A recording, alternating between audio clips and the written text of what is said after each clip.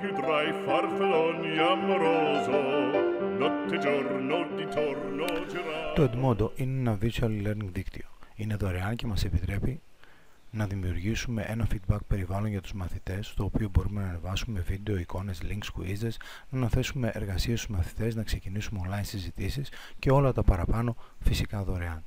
Για να ξεκινήσετε πρέπει πρώτα να γραφτείτε σαν καθηγητής ή με την όποια εκπαιδευτική ιδιότητα έχετε, ώστε να δημιουργήσετε ένα λογαριασμό.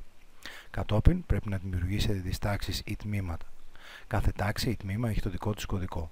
Δίνετε τον κωδικό στους μαθητές σας και αυτοί με τον κωδικό αποκτούν πρόσβαση στην τάξη σας, δίχως να χρειαστεί να έχουν καν λογαριασμό email. Ο λογαριασμός email είναι προαιρετικός στο Edmodo. Με αυτόν τον τρόπο δίνετε τη δυνατότητα να αποκτήσουν πρόσβαση στα μαθήματά σας και μαθητές οι οποίοι δεν διαθέτουν email λογαριασμό, και αυτό πιστεύουμε πως είναι πολύ σημαντικό. Για να δημιουργήσουμε ένα νέο λογαριασμό στο Edmodo, πατάμε κάτω από το Create Your Free Account το κουμπί I'm a Teacher. Στη φόρμα που ανοίγει αμέσως μετά συμπληρώστε το email σας και τον κωδικό πρόσβασης που θέλετε για την είσοδο στο Edmodo.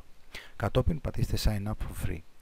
Κάτω ακριβώς με έντονα γράμματα είναι οι όροι χρήσης και η πολιτική απορρίτου του Edmodo. Αν θέλετε να τους διαβάσετε, κάντε κλικ σε καθένα από αυτά τα link. Ακολουθήστε τις οδηγίες στο Edmodo και συμπληρώστε τη δημιουργία λογαριασμού. Επειδή εγώ έχω ήδη λογαριασμό στο Edmodo, δεν θα συνεχίσω. Μόλις ολοκληρώσετε τη διαδικασία δημιουργίας λογαριασμού, θα εμφανιστεί αυτή η εικόνα στην οθόνη σας. Κατόπιν δείτε το επόμενο βίντεο.